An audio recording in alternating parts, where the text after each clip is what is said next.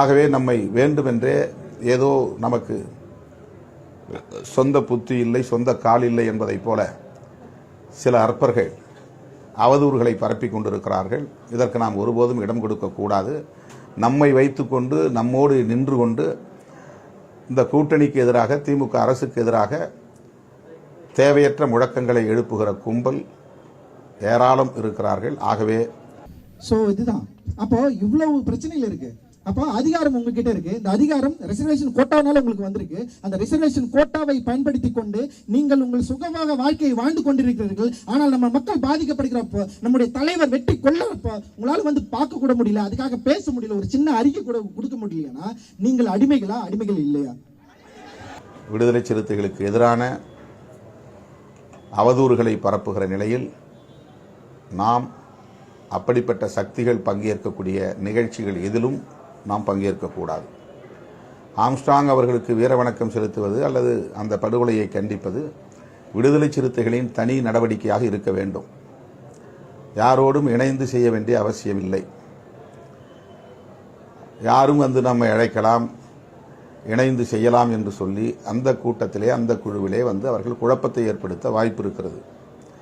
அவர்கள் திமுகவுக்கு எதிராக என்ன வேண்டுமானாலும் பேசிக்கொள்ளட்டும், அது திமுக எதிர்கொள்ளும். நமக்கும் அதற்கும் எந்த சம்பந்தமும் இல்லை. ஆனால் எல்லாவற்றிலும் நம்மை இணைத்து இழுத்து வம்புக்கு விமர்சனங்களை செய்கிறார்கள். அதற்கு நாம் ஒருபோதும் இடம் கொடுக்கக்கூடாது. எந்த தலித் இயக்கத்தையும் விடுதலை சிறுத்தைகள் கட்சி எதிர்நிலையில் வைத்து அணுகியதில்லை. எந்த தலித் தலைவரையும் நாம் இதுவரையில் விமர்சித்ததில்லை. நமக்கு எதிரான அவதூறுகளை பரப்புகிறார்கள். நேற்று கூட ஒரு வீடியோ கிளிப்பிங் பார்த்தேன். புதிய தமிழகம் தலைவர் பேசியிருக்கிறார்.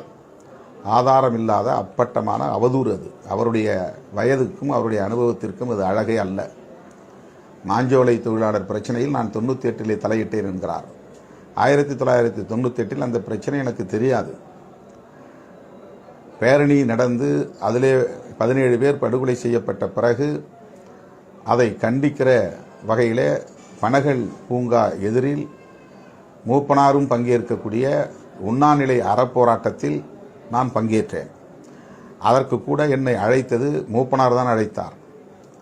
மூப்பனாருடைய தூதுவர்களாக திரு KS அழகிரி அவர்களும் பீட்டர் அல்போன்ஸ் அவர்களும் கோபண்ணா அவர்களும் வந்து என்னை நேரிலே சந்தித்து, இந்த பிரச்சனை நீங்களும் பங்கேற்க வேண்டிய மிக முக்கியமான பிரச்சனை, மூப்பனார் வந்து உங்களை அழைத்து வர சொன்னார் என்று சொன்ன நிலையில்தான் நான் அந்த நிகழ்ச்சியிலேயே போய் பங்கேற்கக்கூடிய ஒரு வாய்ப்பு அமைந்தது. ஆனால் அவர் சொல்லுகிறார், 1998 நான் போய் அங்கு குழப்பத்தை ஏற்படுத்தினேன் என்று 100 விழுக்காடு வடிகட்டிய பொய். அது ஜம்மு காலத்தில் வடிகட்டிய பொய் என்று சொல்வார்களே, அப்படிப்பட்ட பொய் அது. அப்படி நான் எதிலும் தலையிடவில்லை. இதுபோல பல அவதூறுகளை சிலர் திட்டமிட்டு பரப்புகிறார்கள். ஆம்ஸ்ட்ராங் படுகொலை வழக்கிலும் நம் மீது சேறுவாரை பூசுவதற்கு, களங்கத்தை ஏற்படுத்துவதற்கு முயற்சிக்கிறார்கள். திமுகவையும் திமுக அரசையும் எதிர்ப்பதற்கும் விமர்சிப்பதற்கும் விடுதலை சிறுத்தைகள் போன்ற இயக்கம் துணை நிற்க வேண்டும் என்கிற தேவை எதுவும் கிடையாது. ஆனால் நம்மை அவர்கள் குறிவைத்து அவதூறு பரப்புவதில் ஒரு அரசியல் உள்நோக்கம் இருக்கிறது. ஆகவே ஆம்ஸ்ட்ராங் அவர்கள் படுகொலை செய்யப்பட்ட சூழலில் அவர் குடும்பத்திற்கு நீதி வேண்டும் என்பதுதான் நம்முடைய நோக்கம். உண்மை குற்றவாளிகள் அனைவரும் கைது செய்யப்பட வேண்டும் என்பதுதான் நம்முடைய கோரிக்கை. அதிலிருந்து ஒருபோதும் நாம் பின்வாங்கப் போவதில்லை. திமுகவும் திமுகவில் உள்ள கூட்டணி கட்சிகளும் என்ன நினைத்துக் கொள்வார்களோ என்றெல்லாம் ஒருபோதும் நாம் தயங்கியதில்லை. மக்களுக்கான பிரச்சனை என்று வருகிற போது மக்கள் பக்கம் நின்றுதான் எல்லா முடிவுகளையும் நாம் எடுத்திருக்கிறோம். திமுக கூட்டணியில் இருந்து கொண்டே ஈழத்தமிழர் பிரச்சனையில் எதிரணியில் இருந்தவர்களோடு பயணப்பட்ட இயக்கம் விடுதலை சிறுத்தைகள் கட்சி. திமுக கூட்டணியில் இருந்து கொண்டே இந்த 3 ஆண்டுகளில் 10க்கும் மேற்பட்ட போராட்டங்களை நடத்தியிருக்கிற கட்சி விடுதலை சிறுத்தைகள் கட்சி. திமுக கூட்டணியில் இருந்து கொண்டே கள்ளக்குறிச்சியில் நடந்த நச்சு சாராய சாவுகளை கண்டித்து ஒரு மாபெரும் ஆர்ப்பாட்டத்தை நடத்தியதோடு மதுக்கடைகளை மூட வேண்டும், இந்திய அளவில் தேசிய மதுவிலக்கு கொள்கையை நடைமுறைப்படுத்த வேண்டும் என்று வலியுறுத்திய கட்சி விடுதலை சிறுத்தைகள் கட்சி. ஆகவே நம்மை வேண்டுமென்றே ஏதோ நமக்கு சொந்த புத்தி இல்லை, சொந்த கால் இல்லை என்பதைப் போல சில அற்பர்கள் அவதூறுகளை பரப்பிக் கொண்டிருக்கிறார்கள். இதற்கு நாம் ஒருபோதும் இடம் கொடுக்கக்கூடாது. நம்மை வைத்துக்கொண்டு நம்மோடு நின்று கொண்டு இந்த கூட்டணிக்கு எதிராக, திமுக அரசுக்கு எதிராக தேவையற்ற முழக்கங்களை எழுப்புகிற கும்பல் ஏராளம் இருக்கிறார்கள். ஆகவே விடுதலை சிறுத்தைகள் தனித்து எந்த இயக்கத்தையும் மேற்கொள்ளலாம், நிகழ்ச்சியை நடத்தலாம், நினைவேந்தல் நிகழ்ச்சி நடத்தலாம், போராட்டங்களை நடத்தலாம். இதை நான் ஒரு வேண்டுகோளாக உங்களுக்கு வைத்துக்கொள்ள கடமைப்பட்டிருக்கிறேன். இது நம்முடைய கட்சியின் தனித்துவத்தை எந்த வகையிலும் பாதிக்கக்கூடாது என்கிற பொறுப்புணர்வில் இருந்து இந்த கருத்தை நான் முன்வைக்கிறேன். ஆகவே விடுதலை சிறுத்தைகளுக்கான தனித்துவத்தை கட்டி காப்பாற்றுவதற்குரிய வகையில் கவனமாக இருக்க வேண்டும் என்பதை ஒரு வேண்டுகோளாக வைத்து அதற்கேற்ப செயல்பட வேண்டும் என்று கேட்டுக்கொண்டு முடிக்கிறேன்.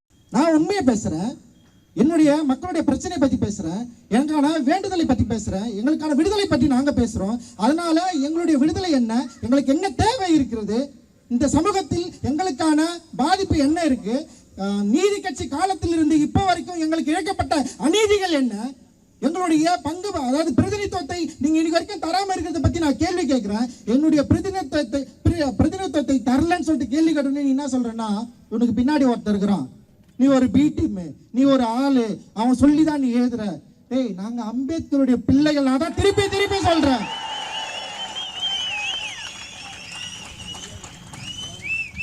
அறிவாசன் அம்பேத்கருடைய பிள்ளைகள், அயோத்திதாசர் பண்டிதர். உங்களால நினைச்சு கூட பார்க்க முடியாத டெக்ஸ்டை கிரியேட் பண்ணவர், நரேஷனை கிரியேட் பண்ணவர் இங்க. அதற்கு முன்னாடி ஜான் ரத்தினம், ரெட்டமலை சீனிவாசன், மீனம்மாள், MC ராஜா நீதி கட்சியில இருந்தாரு, சேர்ந்தாரு. அவருடைய கோரிக்கைகளை நீங்க நிராகரிச்ச வெளியே வந்தாரு, நீதி கட்சி விட்டு வெளியே வந்தாரு.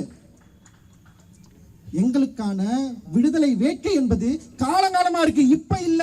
அதனால நாங்க எவன் பின்னாடி போய் நிக்க வேண்டிய அவசியம் எங்களுக்கு இல்லை. யாரை பார்த்து நாங்கள் பயப்பட மாட்டோம். நாங்க ஏன் பயப்படணும்?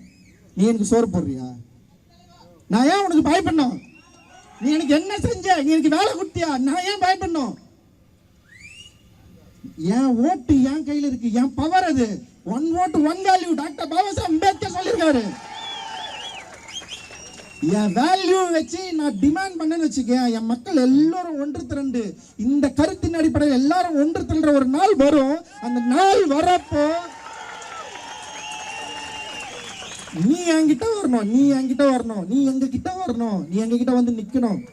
நீங்கள் எங்களுக்கு உதவி செய்யுங்கள் அப்படின்னு வருவேன். இன்னைக்கு வந்து ரொம்ப ரொம்ப கேட்டகரைஸ் பண்றேன். ஒரு கேள்வி கேட்டாலே வந்து உடனே வந்து இவர்களுக்கு பின்னாடி இது இருக்கிறார்கள், உடனே வந்து கேட்டகரைஸ் பண்ணி யார் கூட்டினு வர? எங்க வீட்டுல இருந்து ஒரு அண்ணனை கூட்டு வந்து நிக்கிறேன். நீ பார், அவருடைய குரல் தான் சமூகத்துக்கு தேவையான குரல். என் குரல் வந்து பிரிச்சிடுமா? நோயுடைய ஒரு சமூகத்தை நோய் இருக்குதுன்னு சொல்றதுல என்னுடைய பிரச்சனைன்றது வந்து சரியானது. இந்த சமூகம் நோயுடைய சமூகமா இருக்கு.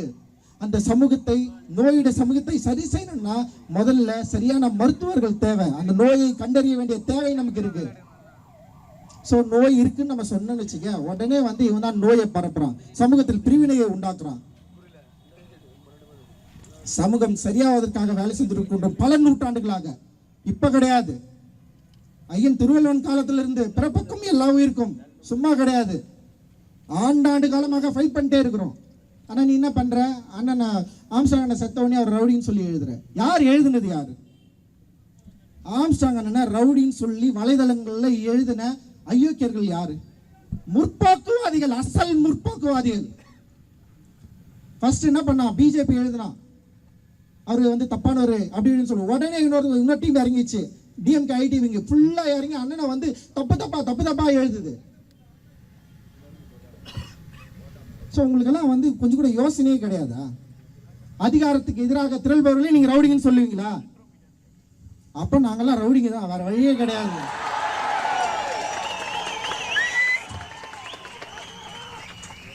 ஸோ நான் இன்னும் தெளிவாக சொல்றேன், காவல்துறைக்கு எச்சரிக்கையே விடுறேன். காவல்துறைக்கு எச்சரிக்கை தான். இவ்வளவு மக்கள் இருக்கிறாங்க. சும்மா இந்த படுகொலையை நீ வந்து ஈஸியா டீல் பண்ணிட்டு போலான்னு மட்டும் நினைச்சிடாதீங்க. ஓகேவா? அண்ணல் அம்பேத்கர் கற்றுக் கொடுத்த சட்ட வழிமுறைப்படி நடக்கிறவர்கள் நாங்கள். 10 லட்சம் தலித்களை ஒன்று திரட்டி வன்முறைக்கு நோக்கி நகர்த்தலாம். அண்ணல் அம்பேத்கர் 10 லட்சம் தலித்களை திரட்டி வன்முறை நோக்கி நகர்த்தவில்லை, பௌத்தம் என்கிற அறவழியை நோக்கி நகர்த்தியவர் தான் எங்கள் ஐயா பாபா சாஹேப் அம்பேத்கர். அந்த அம்பேத்கர் வழி, ஐயாவுடைய வழியில, அண்ணலுடைய வழியில நாங்க போராடிட்டு இருக்கோம். எங்களுக்கு வந்து சரியான சட்ட வழிமுறைகள் எங்க கிட்ட இருக்கு. நாங்க போராடுவோம். உங்களை எந்த காலத்திலயும் வந்து ஃப்ரீயா விட்டுற மாட்டோம். அண்ணனுடைய படுகொலைக்கு பின்னால் இருக்கிற ஐயோக்கியர்களை நீங்க கண்டுபிடிக்காத வரைக்கும் நான் உங்களோட சும்மா விட மாட்டோம். உண்மையிலே சொல்றேன். ஸோ அதனால வந்து நீங்க வந்து எங்களை த்ரெட்டன் பண்ணாதீங்க. ஃபர்ஸ்ட் உடனே வந்து த்ரெட்டன் பண்ணிட்டே இருக்குது. நீங்க இப்படி பண்ணக்கூடாது, அப்படி பண்ணக்கூடாது. அண்ணன் டெத் வந்து படுத்துட்டு இருக்கிறாரு, அண்ணன் வந்து மாச்சூரில் இருக்கிறாரு. எவ்வளவு மோசமா அணுகுனீங்க எங்களை. ஆனாலும் கூட அண்ணன் வழி வந்தவர்கள் எந்த வன்முறைக்கும் மக்களை வந்து கூட்டு போகாம பயங்கரமா வந்து மக்களே வந்து வன்முறை நாடாம இன்னைக்கு இவ்வளவு மக்கள் கூடி இருக்கிறோம். ஆனா யாருமே வன்முறை பக்கம் திரும்பாம இங்க பாருங்க எவ்வளவு அமைதியா கோரிக்கைகள் மூலமா, தேவைகள் மூலமா எவ்வளவு வந்து அறவழியில நாங்க வந்து பேசிட்டு இருக்கிறோம். சும்மா எங்களை வந்து திருப்பி வந்து ரொம்ப மோசமா வந்து நீங்க கேட்டகரைஸ் பண்றது வந்து ரொம்ப ரொம்ப தப்பு. தயவு செஞ்சு அதை நிறுத்திக்கோங்க. இது எச்சரிக்கை தான். ஸோ காவல்துறையை நாங்க நம்புறோம். காவல்துறையுடைய விசாரணை எப்படி போயிட்டு இருக்குன்னு நாங்கள் வெயிட் பண்றோம். காவல்துறை விசாரணையின் மேல எங்களுக்கு நம்பிக்கை இல்லாத பட்சத்தில் எங்களுடைய டிமாண்டுகள் மாறும். அந்த டிமாண்ட் டெஃபினட்டா நாங்க என்ன முன்வைக்கிறோமோ அதை நீங்கள் செய்து தர வேண்டிய கட்டாயத்தை நாங்கள் உருவாக்குவோம். பயங்கர பவர்ஃபுல்லான லீடர் அண்ணன், மெட்ராஸே கட்டி ஆண்டாரு.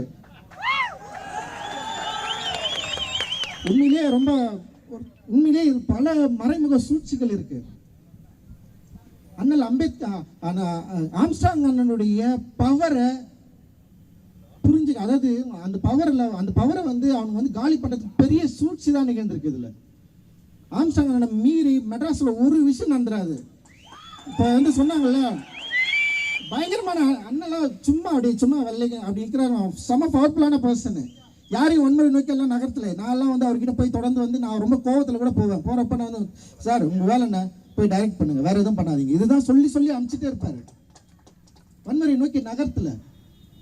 ஸோ அந்த பவர்ஃபுல்லான லீடர் பல பேர் உருவாக்கிட்டு போயிருக்காரு. இங்க அவர் இல்லைன்னு உடனே நீங்கெல்லாம் வந்து பயங்கரமா சந்தோஷமா ஜாலியெல்லாம் இருந்துடாதீங்க. இந்த சென்னையை, இந்த மெட்ராஸை எங்களை மீறி யாரும் ஆட்சி செய்யவே முடியாது.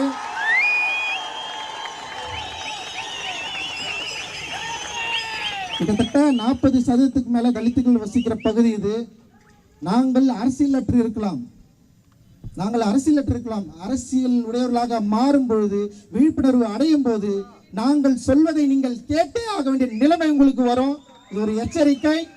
நீங்க வந்து அண்ணன் இல்லைன்னு சொன்னோன்னே நீங்க ஈஸியா டீல் பண்ற மாதிரி வந்து யோசிச்சிடாதீங்க. டெஃபினட்டா இது ரியாக்ட் பண்ணுவோம். இது ரியாக்ட் ஆகுன்றத வந்து நான் இந்த இடத்துல வந்து உத்தரவாதமா நான் சொல்லிக்கிறேன். ஏன்னா அண்ணன் சாதாரண வேலையை பண்ணலங்க. மற்ற தலைவர்கள் போல வந்து ஆம்ஸ்ட்ராங் அண்ணன் இல்லை. தயவு செஞ்சு நல்லா புரிஞ்சுக்கோங்க. பல பேர் உருவாக்கியிருக்காரு, பல பேரை படிக்க வச்சிருக்காரு. அதை மீறி அண்ணனுடைய இறப்புல எனக்கு சில சந்தேகங்கள் இருக்கு. அதுல என்னன்னா, அண்ணன் வந்து தீவிரமாக இந்து மதத்துக்கு எதிராக போராடியவர்.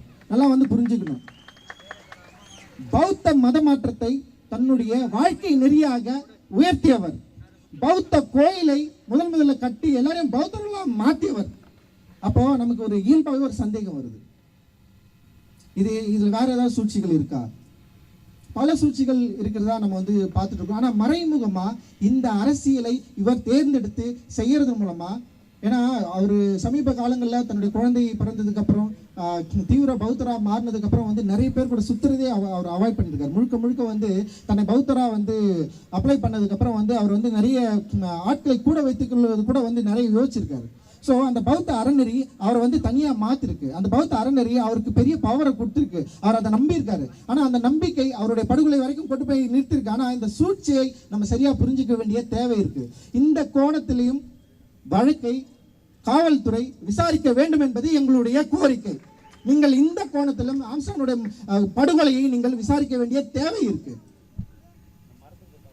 ஸோ இந்த கூட்டம் இதோட வந்து அப்படியே கலைஞ்சு போயிடும் மட்டும் நீங்க வந்து நினைச்சிடாதீங்க. நாங்கள் திரும்பவும் சொல்றோம், நீங்க எங்களை என்னன்னாலும் பயமுறுத்தலாம். ஸோ உங்கள் கட்சியில் நாங்கள் வந்து கட்சிக்காரர்களாக சேர்ந்து எம்எல்ஏவாக ஜெயிச்ச அடிமைகள் கிடையாது. நாங்க ஒரு மேயர் உரமா இருக்கிறாங்க இங்க. நீ டிஎம்கேல இருக்கிறதுனால மேயர் கிடையாதுமா. ரிசர்வேஷன் ரிசர்வேஷன் அப்படின்ற ஒரு வார்த்தையினால் நீங்கள் மேயராக்கப்பட்டிருக்கிறீர்கள். கயல்விழி செல்வராஜ் நீங்க வந்து ஏன் ஆதி திராவிட நலத்துறை அமைச்சரா மாறினீங்கன்றத நீங்க புரிஞ்சுக்கோங்க. ஓகேவா? Reservation okay. Doctor Baba Saheb Ambedkar வாங்கி கொடுத்த ரிசர்வேஷன் என்கிற சட்டத்தின் அடிப்படையில் நீங்க எல்லாம் மாறி இருக்கிறீங்க. எத்தனை எம்எல்ஏக்கள் இருக்கிறீங்க, எத்தனை எம்பிக்கள் இருக்கிறீங்க. ஏன் ஆம்ஸ்ட்ராங் அண்ணா சாவு உங்களால வந்து பார்க்க முடியும்? அப்படி என்ன பயம் உங்களுக்கு? நீங்க எல்லாம் ஒண்ணு தெரியல முடியாதா? நான் கேட்கிறேன். நான் எப்ப இந்த பயத்திலிருந்து விடுபட போறீங்க? உங்களுடைய கட்சி உங்களை கட்டுப்படுத்துதா? நீங்க தலித்துகளுக்கு ஆதரவா பேசக்கூடாதா? தலித்துகளுக்கு ஆதரவா போராடக்கூடாதா? அப்புறம் எதுக்கு நீங்க ரிசர்வேஷன்ல நின்று ஜெயிக்கணும்? புரியல எனக்கு. புரட்சியாளர் அம்பேத்கர் சொல்றாரு, இந்த தனித்தகுதி மூலமாக இங்க இருக்கிற அரசியல்வாதிகள் அரசியல் ஒரு அடிமைகளை தான் உருவாக்க போகிறது அப்படின்னு சொன்னாரு. சோ எத்தனை காலம் இன்னும் அடிமைகளா இருக்க போறீங்க? தலித் எம்எல்ஏக்களும் எம்பிக்களும் எப்ப நீங்க மக்களுக்காக வந்து பேச போறீங்க? எந்த பிரச்சனையில நீங்க மக்களுக்கு எதிராக ஆதரவா வந்து நின்னுங்க? நீங்க வேங்கவயல் பிரச்சனைக்கு நீங்க வந்தீங்களா? இல்ல எத்தனை ஆணவ படுகொலைக்கு நடக்குது? எவ்வளவு பிரச்சனைகள் தொடர்ந்து நடந்துட்டே இருக்குது. தலித் மக்கள் எவ்வளவு இந்த 3 ஆண்டுகள் மட்டும் இல்லாம கடந்த எத்தனை ஆண்டுகளாக ஏடிஎம்கே இருக்கிறப்ப இதே பிரச்சனை, டிஎம்கே இருக்கிறப்ப இதே பிரச்சனை. ஸோ நம்முடைய பிரச்சனைன்னு சொல்லிட்டு சொல்லிட்டே இருக்கிறோம். ஆனால் இந்த பிரச்சனைகளை இந்த மக்களுடைய பலனின்படி, ரிசர்வேஷன் பலனின்படி வெற்றி பெற்ற எம்பி எம்எல்ஏக்கள் உங்களுக்கு ஒரு நாளாவது, ஒரு செகண்டாவது நீங்கள் எந்த விதியின் அடிப்படையில், எந்த தத்துவத்தின் அடிப்படையில், எந்த வாய்ப்பின் அடிப்படையில் நீங்கள் எம்எல்ஏ ஆகுனீங்க, எம்பி ஆயிருக்கிறீங்கன்னு சொல்லி யோசிச்சிருந்தீங்களா? இந்த மக்களுக்காக நீங்கள் பேசியிருப்பீங்களா? பேசியிருக்க மாட்டீங்களா? ஏன் பேசல? நீங்க எப்ப பேச போறீங்க? அப்ப பேசலன்னா தயவு செஞ்சு நீங்க இந்த எம்எல்ஏ எம்பி பதவிகளை ரிசைன் பண்ணிட்டு போயிடுங்கன்ற நான் சொல்றேன். இது ரொம்ப நியாயமான கோரிக்கை, ரொம்ப ஆதங்கமான கோரிக்கை. நான் ஏன் வந்து இங்க பேசிட்டு இருக்கணும்?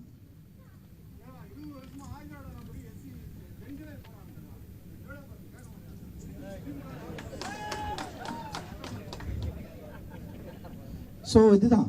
அப்போ இவ்வளவு பிரச்சனைகள் இருக்கு. அப்போ அதிகாரம் உங்ககிட்ட இருக்கு. இந்த அதிகாரம் ரிசர்வேஷன் கோட்டானால உங்களுக்கு வந்திருக்கு. அந்த ரிசர்வேஷன் கோட்டாவை பயன்படுத்தி கொண்டு நீங்கள் உங்கள் சுகமாக வாழ்க்கையை வாழ்ந்து கொண்டிருக்கிறீர்கள். ஆனால் நம்ம மக்கள் பாதிக்கப்படுகிறப்போ, நம்முடைய தலைவர் வெட்டி கொல்லப்போ உங்களால வந்து பார்க்க கூட முடியல, அதுக்காக பேச முடியல, ஒரு சின்ன அறிக்கை கூட கொடுக்க முடியலன்னா நீங்கள் அடிமைகளா? அடிமைகள் இல்லையா? சோ நாங்க அடிமைகள் கிடையாது. ஓகே, நான் உங்களுக்கு பயப்பட வேண்டியது கிடையாது, எங்களுக்கு பயம் கிடையாது. நாங்கள் டாக்டர் பாபா சாஹேப் அம்பேத்கர் பிள்ளைகள். நாங்கள் பயம் இல்லாமல் பேசுவோம், பயம் இல்லாமல் வாதாடுவோம், பயம் இல்லாமல் சேருவோம், பயம் இல்லாமல் இருப்போம். எங்களுக்கு ஒரு காலம் நாங்கள் வன்முறை நோக்கி நாங்கள் நகர மாட்டோம். ஆனால் சட்டத்தின் வழிபடி, ஓட்டின் வழிபடி எங்களுடைய வலிமையை உங்களுக்கு உணர்த்துவோம் அப்படின்றது தான் எங்களுடைய எச்சரிக்கை. ஸோ அதுதான். அதனால் வந்து திடீர்னு வந்து நம்ம ஏதாவது ஒன்று பேசினாலே வந்து உடனே ஒரு கதை ஒன்று கட்டி இப்படி ஒன்று பண்ணோம் அப்படி ஒன்று பண்ணோன்னு சொல்லிட்டு நம்ம அண்ணன்களே நமக்கு எதிராக நிறுத்துறது இதெல்லாம் ரொம்ப கடுமை, ரொம்ப ரொம்ப கவலையாக இருக்குது. அப்படியெல்லாம் கிடையாது. அண்ணன் திருமாவளவுக்கு நான் சொல்லிக்கிறேன், தயவு செஞ்சு உங்களுக்கு எதிராக நாங்கள் ஒரு காலம் இருக்க மாட்டோம்னா. உங்களுக்கு எதிராக நாங்கள் இருக்கணும். எங்களுடைய குரல் நீங்க, எங்களுடைய குரல் நீங்க. உங்களை நாங்கள் ஒரு காலம் விட்டுவிட மாட்டோம், உங்களை ஒரு காலம் நாங்கள் விட்டுவிட மாட்டோம். உங்க கூட தான் நிற்போம். ஒவ்வொரு அண்ணனுக்கும் சொல்றேன். ஆம்ஸ்ட்ராங் அண்ணா, பகுஜன் சமாஜ் கட்சி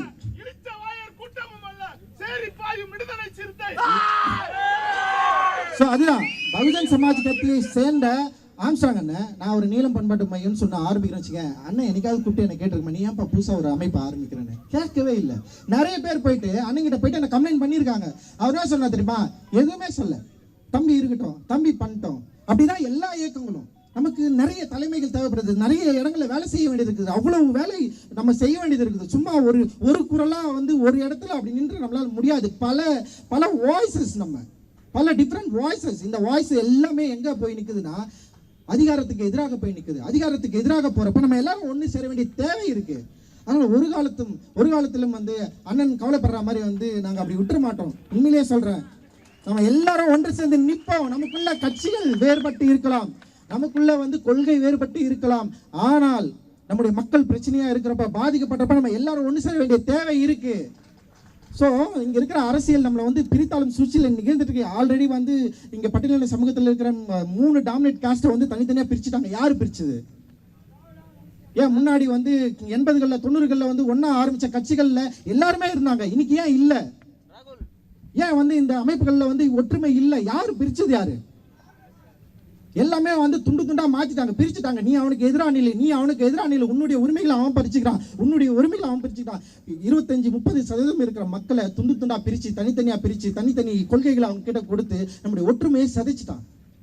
நம்ம ஒற்றுமையா இருந்தா 30%, 25% இருக்க மக்கள் நம்முடைய பிரதிநிதித்துவத்துடைய வலிமையை நம்மளால நம்ம வந்து எவ்வளவு பெரிய ஒரு பவர்ஃபுல்லான மக்களா நம்ம இருக்கிறோம், டிமாண்டட் கம்யூனிட்டியா இருக்கிறோம். அந்த டிமாண்ட் கம்யூனிட்டியை உடைச்சு செதறி ஸ்கேட்டடா மாறி நீ தனியாரு, நீ தனியாரு, நீ தெரியாரு சொல்லி நம்முடைய ஒற்றுமைக்கு பெரிய ஒரு விலையை பேசி இன்னைக்கு வந்து தனித்தனி குழுக்களா, தனித்தனி அமைப்புகளா இருக்கிறப்போ அட்லீஸ்ட் பிரச்சனைகளின் அடிப்படையில் நம்ம எல்லாரும் ஒன்று சேர வேண்டிய தேவை இருக்கு.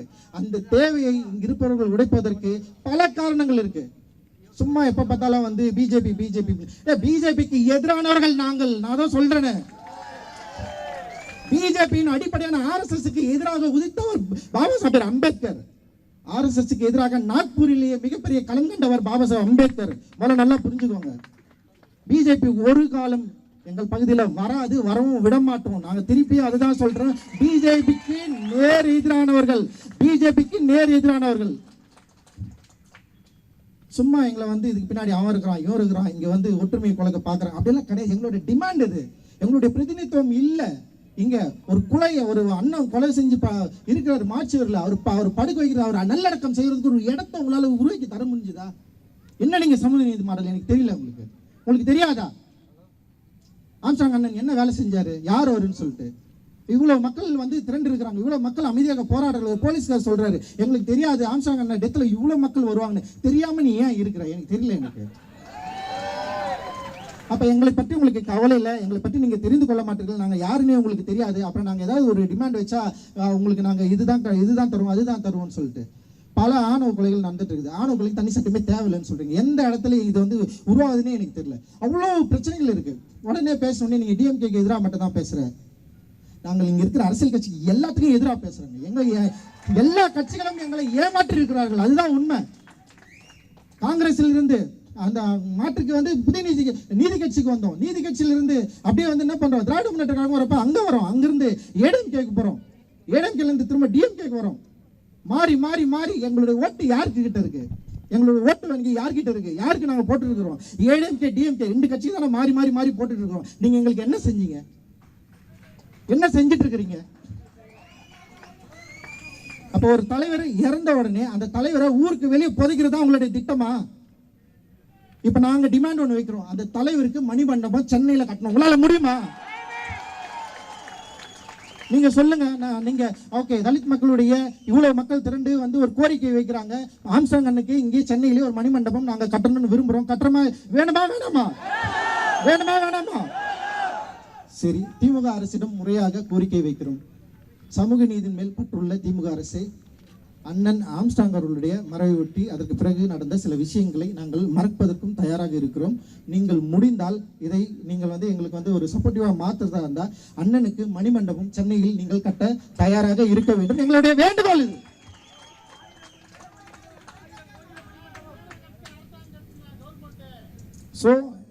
ஸோ எங்களுக்கு டிமாண்ட் வைக்க நிறைய இருக்கு. ஏன்னா எங்களுடைய பிரதிநிதித்துவம் இதுவரைக்கும் சரியாக கொடுக்கப்படவில்லை. Not only DMK, ADMK and எந்த கட்சியாக இருந்தாலும், இன்னும் ஈவன் கம்யூனிஸ்ட் கூட நான் வந்து சொல்றேன், எல்லார்கிட்டையும் நான் சொல்றேன், எங்களுடைய பிரதிநிதித்துவம் உங்களுடைய கட்சியில் சரியாக இல்லை. எங்களுடைய மக்களுடைய தொகைக்கு ஏற்ப நீங்கள் பிரதிநிதித்துவத்தை அளிக்கவில்லை. எங்களுடைய அடிப்படை உரிமையான ரிசர்வேஷன் மூலமாக எங்களுக்கு நீங்கள் ஒதுக்கிய எம்எல்ஏ சீட்டுகள், எம்எல்ஏக்களும் எம்பிகளும் ஒரு நாளும் தலித் மக்களுடைய பிரச்சனை பற்றி பேசவே இல்லை. ஆனால் அவர்களை முதல்ல வந்து டிஸ்குவாலிஃபை பண்ணி அவங்க எல்லாருமே வந்து நீங்க வந்து எம்எல்ஏ எம்பில இருந்து நீக்குங்க அப்படின்றத வந்து நாங்க இங்க கோரிக்கையா வைக்கிறோம். இன்னொன்னு முக்கியமா, ஏன்னா இது வந்து சும்மா விடுறதுக்கு. இதுக்கப்புறம் தலித் பிரச்சனைகள் ஏதாவது நடந்தா இங்க இருக்கிற ஆதிதிராவிட நலத்துறை அமைச்சர் ரிசர்வேஷன் மூலமாக வெற்றி பெற்ற எம்பி, எம்எல்ஏக்கள் அண்ட் மேயர் நீங்க எல்லாம் வந்து பார்க்கலன்னு வச்சுக்கீங்களேன், உங்களை வந்து சும்மா விட மாட்டேன். பேச சொல்றேன், முற்றுகை போராட்டம் தான் உங்களுக்கு. எவ்வளவு நாள் நீங்க இப்படியே இருக்க போறீங்க? எவ்வளவு நாள் எங்களை ஏமாத்திட்டு இருக்க போறீங்க? அப்படி இல்லையா, நாங்க வந்து டிஎம்கே தான், நாங்க ஏடிஎம்கே தான், நாங்க எந்த கட்சி தான், இந்த கட்சி தான் சொல்றீங்கன்னா ரிசர்வேஷன் கோட்டாவை பயன்படுத்தாதீங்க. அவ்வளவுதான் நான் சொல்லுவேன். நான் நிறைய கோபம் இருக்கு, ஓகேவா? அந்த கோபம் என்பது எங்களுடைய ஆதங்கம். இத்தனை நாட்களாக நாங்கள் வேண்டி விரும்பி எதிர்பார்த்து கொண்டிருந்தது. இந்த மாற்றம் நிகழவே இல்லை. இந்த மாற்றம் எப்போது நிகழும்னு சொல்லிட்டு பல தலைமுறைகளாக காத்து கொண்டிருக்கிறோம். ஆனால் தலைமுறை கடந்த பின்பும் வந்து நீங்க தொடர்ந்து வந்து எங்கள் மக்களுடைய பிரச்சனைகளை, வன்கொடுமைகளை பற்றி நீங்கள் வந்து துளியும் ஆராயாம அந்த பிரச்சனையை வந்து அண்டர்ஸ்டாண்ட் பண்ணிக்காம நீங்க வந்து மற்ற சாதி பிரச்சனைகளும் தலித் சாதி பிரச்சனைகளும் ஒரே மாதிரி அணுகிறது தான் இதோட பிரச்சனை. அது முதல்ல வந்து தயவு செஞ்சு இதை புரிஞ்சுக்கோங்க. மற்ற சாதி பிரச்சனை வேற, தலித் பிரச்சனைகள் வேற, அதுவும் இதுவும் கிடையாது. இப்போ வந்து உயர் சாதி வர்க்கம் அப்படின்னு சொல்ற ஓபிசி இல்ல எம்பிசி இல்ல அந்த பிசி சாதியில் இருக்கிற சாதி ஒடுக்குமுறையும் எஸ்சி ஒடுக்குமுறையும் வேற. நீங்க ரெண்டுத்தையும் ஒண்ணா வச்சு எல்லாமே ஒரே சாதி அமைப்பு அப்படின்னு எல்லா சாதியும் வந்து ஒரே மாதிரியான பிரச்சனை தான் ஹேண்டில் பண்ணுதுன்னு நினைக்காதீங்க. அப்படி நினைக்கிறதுலாம் இங்க பிரச்சனையே. அப்போ நீங்கள் அறியாமையில் இருக்கிறீர்கள். உங்கள் அறியாமையை சரி செய்வதற்கான வேலையை நீலம் பண்பாட்டு மையம் இங்க இருக்கிற தோழர்களும் நாங்கள் செய்வோம் அப்படின்னு நான் வந்து இந்த நேரத்தில் வந்து உறுதி கூறுகிறோம். அண்ட் வந்து உண்மையிலே ரொம்ப மகிழ்ச்சியான ஒரு எழுச்சியா நான் இது வந்து பார்க்குறேன். ஆம்ஸ்ட்ராங் அண்ணனுக்கு பிறகு இங்கே சென்னையை நோக்கி இருக்கிற நிறைய மக்களுக்கு வந்து ஒரு சின்ன மனத்தடங்கள் இருந்தது. இதற்கு பின்னாடி இதுக்கப்புறம் வந்து யார் அதை வந்து இதை ஹேண்டில் பண்ண போகிறாங்க, மக்கள் கூடுவாங்களா கூட மாட்டாங்களா அப்படின்னு ஒரு பிரச்சனை இருக்கிறப்போ ஆம்ஸ்ட்ராங் அண்ணனுக்காக அவருடைய படுகொலைக்கு நீதி வேண்டி இவ்வளவு மக்கள் நம்ம வந்து கூடியிருக்கிறோம்ல, இதுவே மிகப்பெரிய அறைகோலாக நான் வந்து பார்க்குறேன். மிகப்பெரிய வெற்றியாக இதை பார்க்குறேன். தன்னார்வத்தோடு கலந்து கொண்ட ஒவ்வொரு சகோதர நெஞ்சங்களுக்கு வந்து என்னுடைய மிகப்பெரிய நன்றியையும் ஜெய்பீம் கலந்த வணக்கத்தையும் நான் வந்து தெரிவிச்சுக்கிறேன்.